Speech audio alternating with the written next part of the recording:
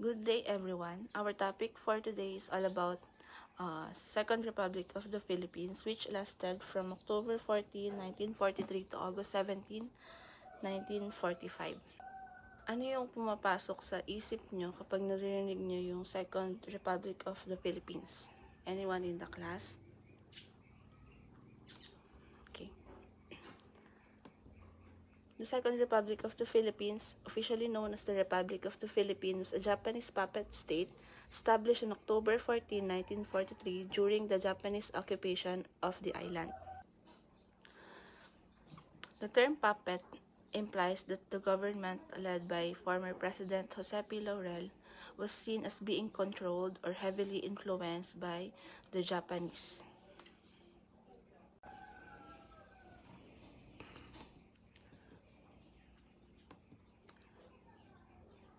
Jose Pasiano Laurel, the President of the Second Republic, born March 9, 1891 sa Tanawan, Luzon, Philippines, died November 6, 1959 in Manila, age 68, and from Nationalist Party.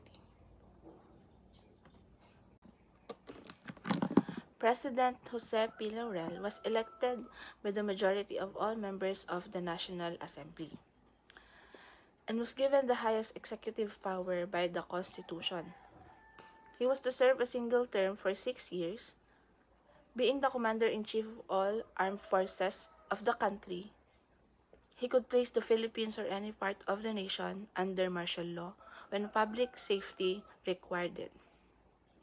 He could also declare war and make peace with the concurrence of 2/3 of all members of the National Assembly. And with the agreement of the majority of all members of the Assembly, he could make treaties with other nations. The Constitution did not provide for a vice president. However, the ranking minister in the order of presidents, established by law, could assume presidency in the event of a permanent disability of the president. The power to make laws was vested in the unicameral National Assembly, which was composed of provincial governor, generals, and city mayors as ex officio members, and of delegates to be elected every 3 years, one from each province and chartered city. The assembly was to meet in regular sessions once every year.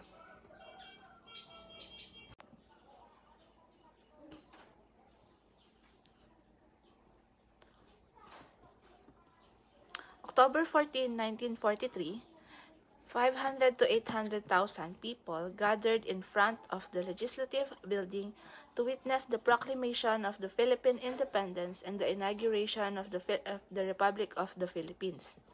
And in the afternoon, a pact of alliance between the Philippines and Japan was signed by the Philippine Minister of Foreign Affairs Claro M. Recto and Japanese Ambassador Shozo Murata.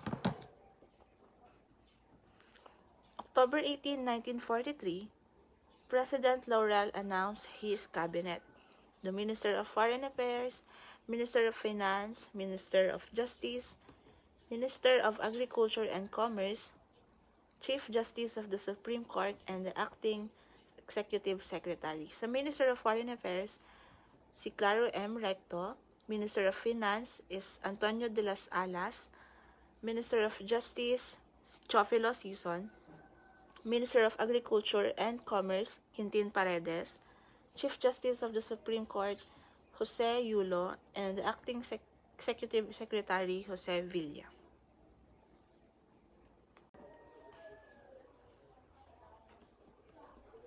Judicial power was vested in a Supreme Court composed of a Chief Justice and 6 Associate Justices who were appointed by the President with the advice of the Cabinet, and the President, with the advice of the Supreme Court, appointed judges in the lower court.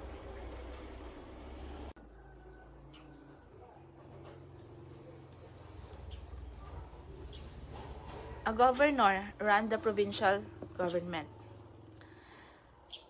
The governors and city mayors in an ex officio capacity became members of the 108-man National Assembly.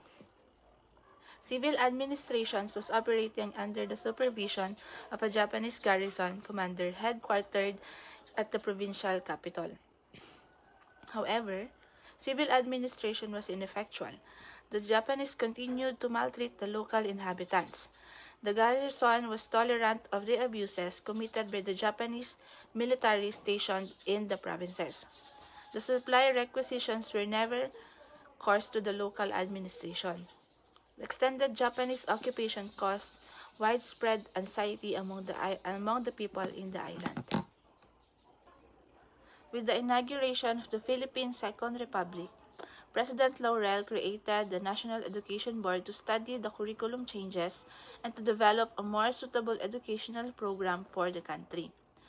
The board adopted the semestral system with a vacation long enough for the students to rest and in time for the rainy season to lessen disruption of classes. Sino dito yung may idea kung ano yung education system before the outbreak of the war? Any idea? Okay. Kasi before the outbreak of war in 1940, school calendar had been changed to 4 terms with only 1 week between terms. This exhausted both students and teachers, kaya siguro nila in-adopt yung semestral system. The government also selected young men to Japan as pensionados to study at Japanese schools. Members of the Japanese constabulary taught them Japanese methods of discipline. These pensionados had to be cleansed of anything anti-Japanese to operate in the new government.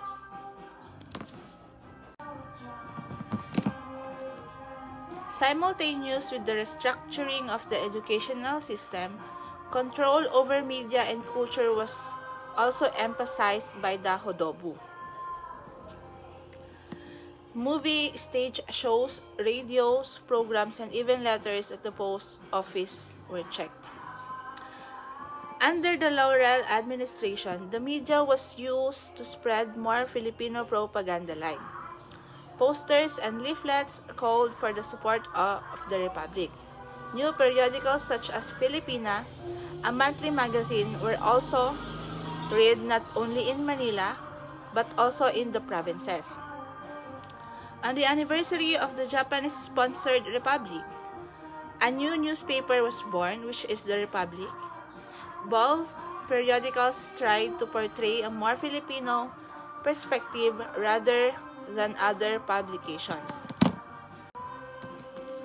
New stamps were also printed for the Republic, showing the government's nationalist orientation. One stamp issued to commemorate the 1943 independence showed the Filipina in traditional costume with the Philippine flag and the Rizal Monument in the background.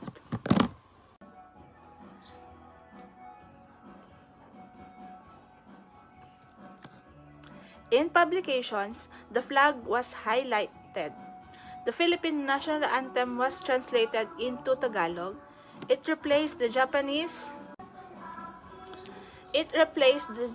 national anthem and awit sa paglikha ng bagong Pilipinas. Even the cigarette boxes were used for the propaganda.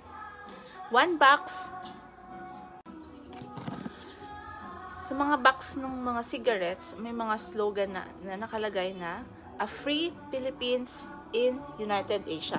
Free Philippines in United Asia. And the other naman is Freedom implies responsibility. The brand was called Independencia Cigarettes. Hello everyone, I am Sandy Baraga and this topic is the continuation of Ate Nerissa's topic, which is the Second Republic of the Philippines. So after nung nangyari, doon sa diniscuss nga ni Ate Nerissa na sa flag and sa national anthem, sumunod naman is si President Laurel is gustong maging Philippinize yung concept ng Catholic Church, which is parang sinasabi dito na gusto niyang maging Pilipino yung simbahang Katolika, and nagsulat siya sa Pope noon na kung pwede is yung Catholic schools and Catholic Church is mas magiging maganda kung at mas maintindihan ng mga Pilipino kung Pilipinong-Pilipino nga yung concept. And basically dito sinasabi na mas madali, or basically gusto ng government na makontrol or para mapamahalaan yung Catholic Church and Catholic schools. Gusto ng government na maging under nila yung Catholic Church and Catholic schools. And the Bureau of Religious Affairs was created as an agency under the Executive Commission. So dito naman, nabuo yung Bureau of Religious Affairs. Dito naman is parang para makontrol or para malaman nila, makontrol yung or parang mapangasiwaan or mapamahalaan yung mga nangyayari sa church. Halimbawa man kung may mga donations, or para kailangan mare-report lahat sa Bureau of Religious Affairs yung mga nangyayari about sa Catholic churches, para alam din ng mga Japanese, para in the way parang nakokontrol nila yung mga nangyayari sa church, sa Catholic Church. Gusto nila na parang lahat ng nangyayari sa Catholic Church is alam nila. And the Board of Information replaced the Bureau of Information and Bureau of Information Organization and Public Security of the Executive Commission. So dito, ito yung nagtigil sa mga printing press na para hindi sumalungat yung mga sinasabi or mga adhikain na salungat sa concept or sa mismo administration. Also, we have Kabataang Pangarap ni Rizal and Rev Trupilnism were organized. So dito is yung dalawang organization na yan is nagpo-promote ng nationalism, and nilaunch siya para somehow yung mga Filipino is parang maging aware sa kultura and tradition ng Japanese, as well as sa tradition din ng mga Pilipino. And yung dalawang organization na yan is sinuportahan or parang sinuportahan ng pamahalaan para makakamit nila yung simpatya and cooperation ng mga Filipino, na para nga dun yung about sa culture and tradition. And pre-war American films was censored. So sorry, may yung PowerPoint. So yun nga, yung mga pre-war American films na na-censored noon is still napapalabas pa rin siya sa sa mga ibang movie theaters. And yung Japanese films naman na nakalagay dyan is napapalabas siya, and parang pinapakita doon yung and dito naman sa may Japanese films, pinapakita yung paghanga sa pamumuhay ng mga Japanese, and it is as part of the cultural propaganda.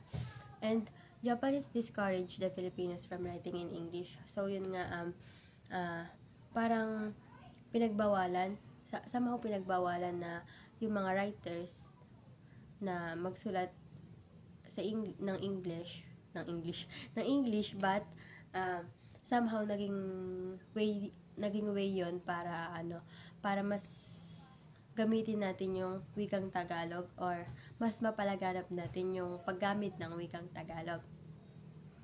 They bolstered the enthusiasm of local writers. So yun nga, parang since discourage or somehow parang naban yung pagsulat sa English, is parang yun nga, napalaganap nga yung wikang Tagalog. So yun na yung mas ginagamit ng mga writers para sa mga sinusulat nila, syempre.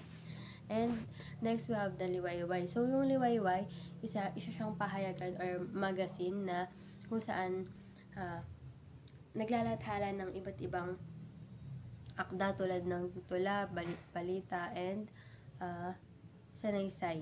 So yan.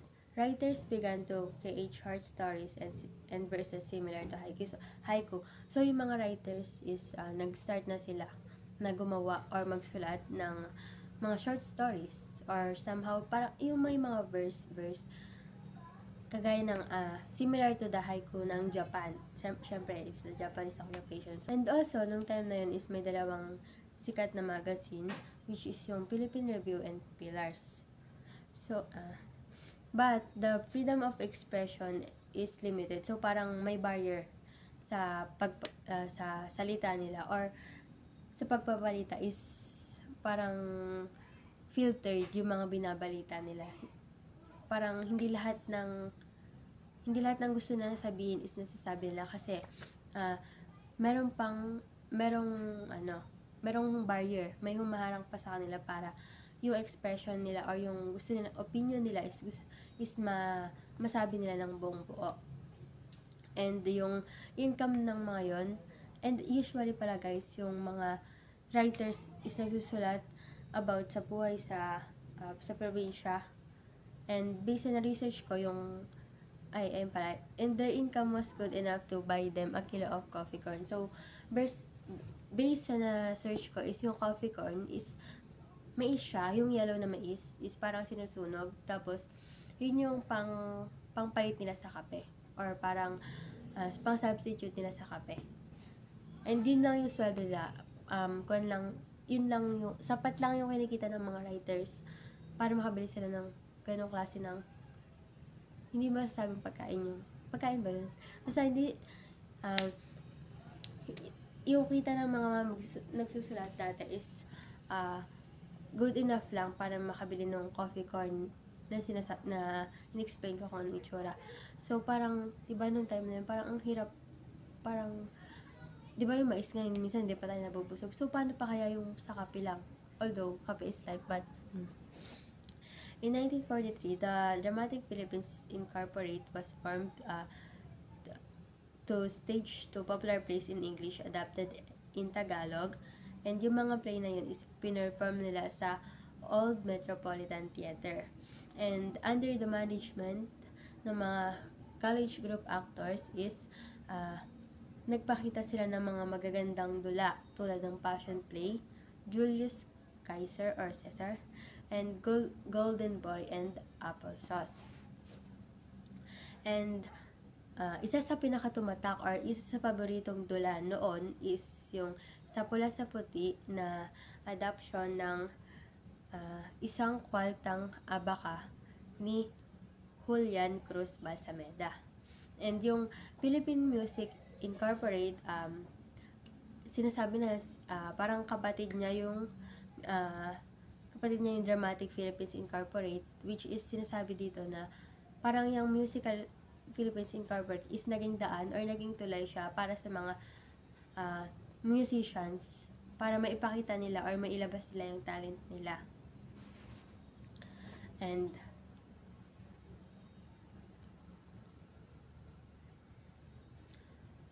but even though parang tinry ni President Laurel na maging tunay or totoo yung independence natin, may mga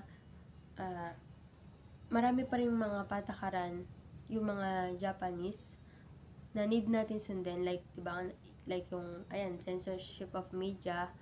So yung parang nangyari sa martial law dati na yung mga media is parang bawal, as in walang napapalabas na media. And yung Nihongo classes were still mandatory. Sinearch ko siya, Nihongo na siya ata ngayon. So parang sa language ata to, about sa pagtuturo sa language, if I'm not mistaken. And dito, yung sa New Order, so nung time ng Japanese occupation is parang may pangunahin silang gustong itatag, something like that. And yun yung Kempei Tai. So yung Kempei Tai, it is a military organization. And nung sinearch ko siya, lumabas dun is yung mga Japanese secret military o police is dito na inaabuso yung mga Pilipino yung mga civilians, yung mga Pilipino, basically, nang-torture na sila, nang re-rape, and pumapatay. So, talagang brutal, and talagang parang naging punching bag. Basta, lahat ng, ang tawag dito, parang lahat ng pwedeng masamang gawin, parang sobrang abuso yung naganap nung time na yun dito sa Camp Paytay.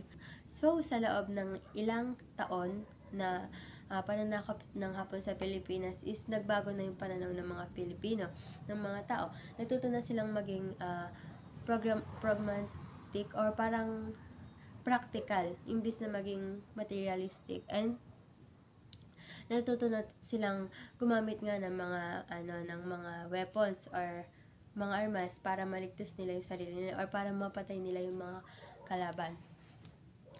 And some men, both young and old, turn to indulge in many forms of vices. So, dito, natuto na yung mga tao, especially mga kalalakihan, na magsugal. And andyan yung smoking, cockfighting, dice games, mahjong, weteng, mountain, other cards. So, parang ginagamit nila, I don't know if pampalibang or talagang natutunan na lang nila na magsugal. And so yun nga, so yung panahon nun, since kaya magulo, like patayan and such, is nagpabalik-balik yung mga tao. Hindi nila alam kung saan sila pupunta. Parang aalis sila sa lugar nito kasi magulo. Tapos yung pupuntahan nilang lugar is mas magulo. So, babalik sila dun sa dati nilang lugar. So, hindi nila alam at all kung saan sila pupunta. So, yun, naghanap-hanap sila na, basta parang hinahanap nila kung saan sila magiging ligtas para makalayo dun sa gulo or sa war. And that time is nagbago talaga yung lipunan sa bansa natin. And talagang naging yung pamumuhay noong Japanese occupation. Talaga yung naging pamumuhay talaga noon is takot yung nangyari.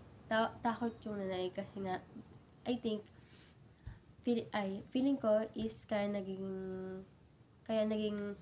parang ganun kalaki yung impact ng takot. Kaya naging ganun kalaki yung takot ng mga tao is about dun sa Camp Paytay na order, which is yung malupit na pang-aabuso. 'Di ba?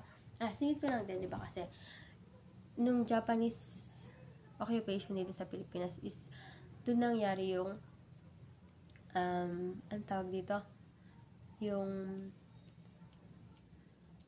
comfort women. So, ang dami talaga. So, kapag pag nanonood sa YouTube, makikita mo talaga na grabe yung pang-aabuso na nangyayari sa mga tao nung time na yun. And yun lang po for my report. Thank you.